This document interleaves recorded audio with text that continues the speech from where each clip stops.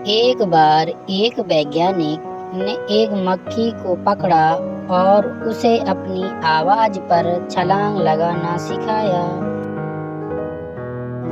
वैज्ञानिक मक्खी से कहता, मक्खी उसके आवाज सुनते ही जोर से छलांग लगा देता। अब वह वैज्ञानिक था तो प्रयोग करना बनता ही था। उन्होंने मक्खी की छलांग पर प्रयोग किया।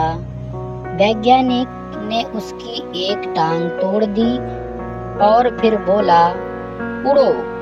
अब मक्खी की छलांग की दूरी कम हो गई। वैज्ञानिक ने उसकी दूसरी टांग तोड़ दी और फिर बोला, उड़ो। मक्खी की छलांग और कम हो गई।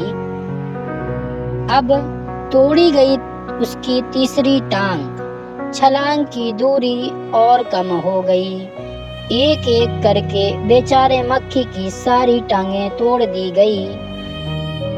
अब आखिरी टांग टूटने पर जब उससे कहा गया उड़ो, तो वह हिल भी नहीं पाई। वैज्ञानिक ने अपना निष्कर्ष अपनी डायरी में लिखा। जानते हो उसने क्या लिखा? जब मक्खी की एक टांग तोड़ी गई तो वह थोड़ा बहरा हो गया। जब दूसरी टांग तोड़ी गई तो वह बहरा हो गया। हर टांग टूटने के साथ वह और बहरा होता गया और सारी टांग टूटने के बाद वह बिल्कुल बहरा हो गया।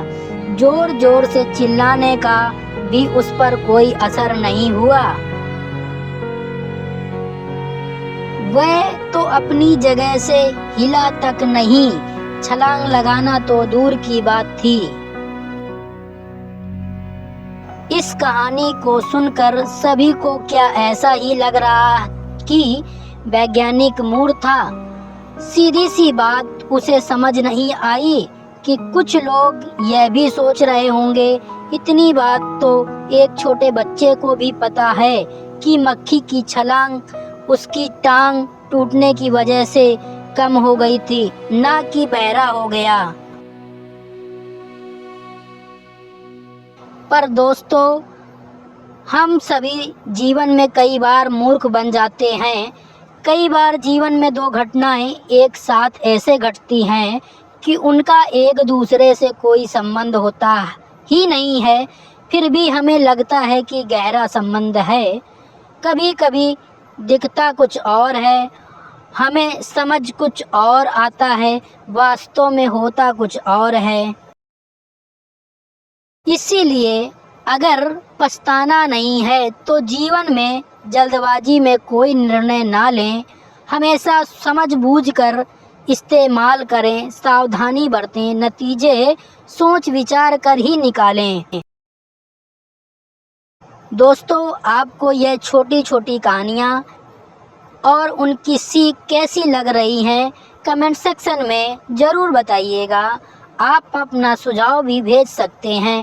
तो दोस्तों, फिर मिलेंगे अगले वीडियो में। तब तक के लिए धन्यवाद।